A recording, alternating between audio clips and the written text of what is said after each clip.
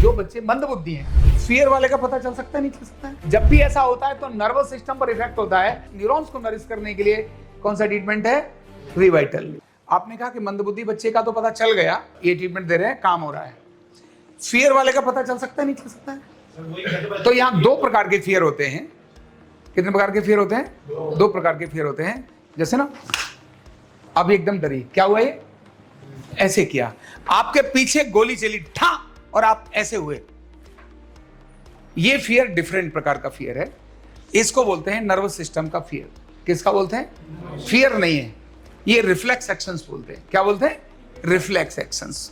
Body अपनी reflect करती है ना। वो मीनिंग्स के आधार पर भी हो सकती है। जैसे मैंने ऐसे उठा के चाबी मारी ऐसे, तो आपको लग ना जाए इसीलिए ऐसे करेंगे। ये फियर नहीं है, ये अवेयरनेस है, अलर्टनेस ऑफ द बॉडी है। समझ आ गई? ये फियर होता है। किस प्रकार से डरती है वो बच्ची?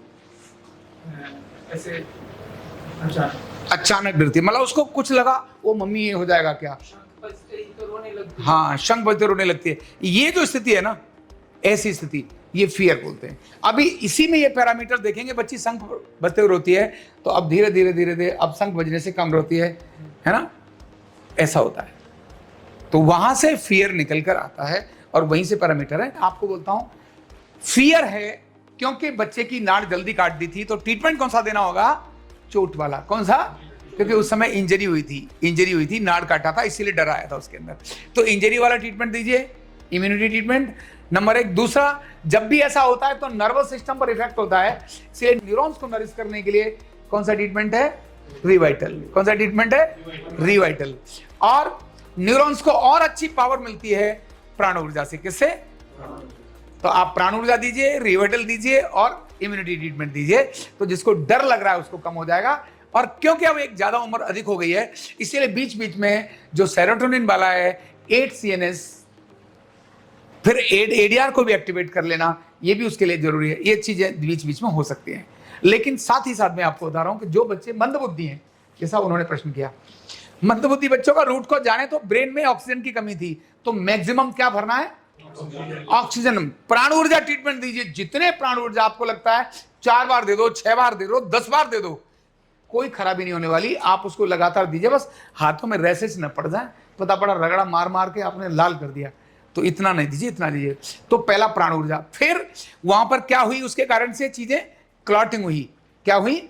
ऑक्सीजन कमी थी, ऑक्सीजन कम हुआ, इसीलिए फंक्शन कम हो गए। तो प्राण ऊर्जा के साथ कोई ना कोई एक इवैक्यूएट दीजिए। क्या दीजिए? माइंड इवैक्यूएट हो सकता है, एसिड इवैक्यूएट हो सकता है, थाइमस इवैक्यूएट हो सकता है ना, अब मल्टी इवैक्यूएट हो सकता है। और फिर क्योंकि न्यूरॉन्स का विषय है, तो न्यूरॉन्स को नरिश करने का काम कौन करती है? विटामिन। कौन करती है? तो फिर क्या दीजिए? रिवाइटल दीजिए। तो आपने अगर प्राण ऊर्जा, इवैक्यूएट्स और रिवाइटल ट्रीटमेंट देना शुरू किया, तब समझिए बच्चा बहुत अच्छा होता चला जाएगा। अब क्योंकि जीन्स पर इफेक्ट आ जाता है, इसीलिए बीच बीच में न्यू जेनेटिक फार्मूला वो अगर आप देते रहेंगे।